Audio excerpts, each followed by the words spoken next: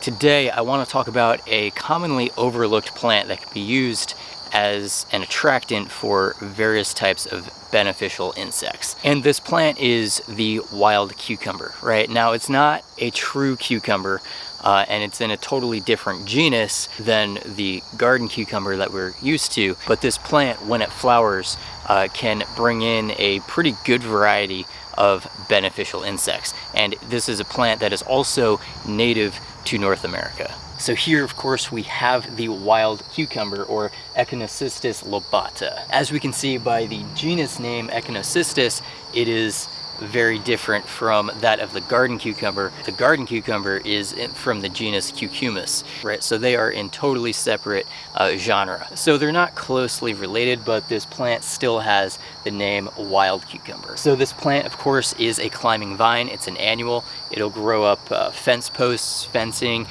shrubbery, some smaller trees, even some relatively mid-sized trees as well.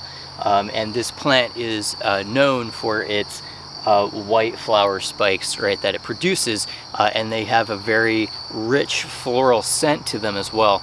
And this is what's really key in bringing in these beneficial insects. So the plant does produce small spiny fruits. The fruits, however, are not edible, right? Even though they are a wild cucumber, it's in the name. Despite that, these fruits are commonly regarded as not edible. So again, this plant is native to eastern North America, even up in the northeast, and so the vines are actually kind of fibrous, right? And so at the end of their season, they can actually be kind of fun to weave with, like weaving baskets.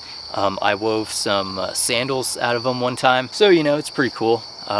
It's multifunctional. All right, so now we know a little bit about the plant. Now we can get into the different types of beneficial insects that this plant can attract, right? So we have various types of long-tongued bees that can visit the flowers for their pollen and nectar. We also have some of the halictid bees as well, sphesid wasps, Typhoid wasps, scolia wasps, right? So some of these scolia wasps can actually include potentially the blue-winged wasp, right, which this wasp is actually one that will go after different beetles like Japanese beetles. Of course, syrphid flies will visit the flowers as well. Some of the Cantharidae beetles as well, like the soldier beetles.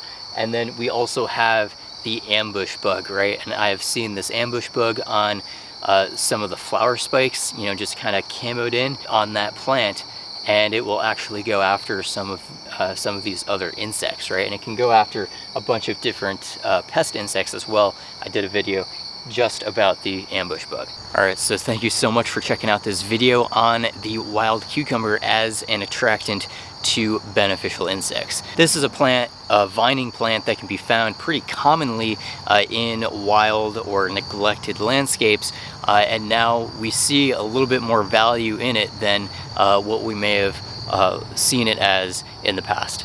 So thank you so much for watching, and I look forward to seeing you in a future video. Take care.